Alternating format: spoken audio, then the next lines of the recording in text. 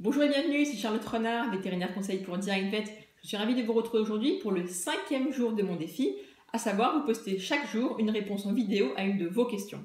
Donc aujourd'hui il s'agit d'une question de David qui me demande « Bonjour, mon chien se gratte depuis quelques jours, à quoi cela peut-il être dû et que puis-je faire pour l'aider ?» Alors en fait David, quand votre chien se gratte, c'est qu'il a une démangeaison quelque part. Les démangeaisons peuvent s'exprimer soit par des grattages, soit par du léchage ou bien par des mordillements. Le chien qui va se mettre à se mordiller partout comme ça sur les pattes, c'est qu'il a une sensation de démangeaison.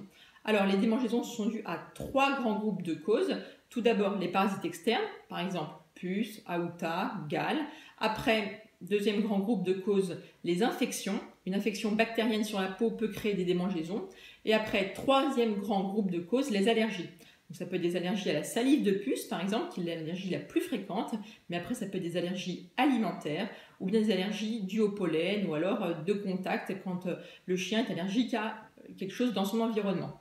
Alors tout d'abord, la première chose que vous devez faire, c'est vérifier s'il a des puces ou pas. Est-ce qu'il est bien traité depuis le dernier mois, est-ce que vous l'avez traité? Ensuite, regardez dans son pelage, est-ce que vous voyez des puces? Donc, sachant que les puces sont très dures à voir, ce que vous devez plutôt rechercher, ce sont les crottes de puces. Donc, ce sont des petits grains noirs qui sont sur la peau, entre les poils. Donc, vous soulevez les poils, vous vérifiez s'il y a ces petits grains noirs. Si jamais vous en voyez, vous frottez le pelage pour faire tomber ces grains sur une feuille de papier blanc. Après, vous prenez quelques petites gouttes d'eau et vous les faites tomber sur ces petits grains noirs. Si jamais il s'agit bien de crottes de puces, vous allez voir une auréole un petit peu rouge-orangée se former autour. Parce qu'en fait, ces crottes de puces représentent du sang séché.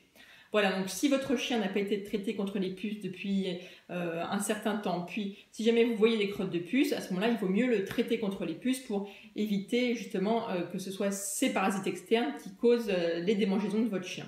Ensuite, si malgré le traitement anti-puce, si votre chien est bien traité, que vous ne voyez pas de puce, pas de crotte de puce et qu'il continue à se gratter, à ce moment-là, il faut chercher une autre cause.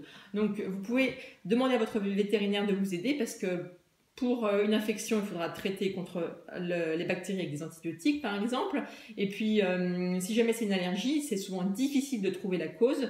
Donc, par exemple, pour une allergie alimentaire, il faut mettre en place ce qu'on appelle un régime d'éviction. C'est-à-dire qu'on va donner au chien des choses à manger qu'il n'a jamais mangé avant ou avec des aliments qui sont peu allergisants. Et puis, en ne donnant que ça sur plusieurs mois, on voit si les démangeaisons se réduisent ou pas.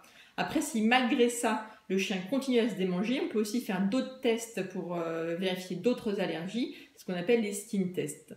C'est pour ça que là, s'il continue à se démanger malgré les traitements anti-puces, malgré un régime alimentaire particulier, effectivement là il faut voir avec votre vétérinaire quelle étape supplémentaire faire dans les examens complémentaires. Voilà David, donc j'espère que ça va aller mieux. Donc souvent c'est les puces, donc le premier conseil c'est de traiter contre les puces. Je vous souhaite un bel été et je vous dis à lundi maintenant pour un nouvel épisode de mon défi.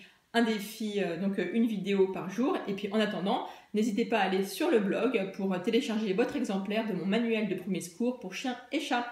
Je vous dis à lundi, ciao!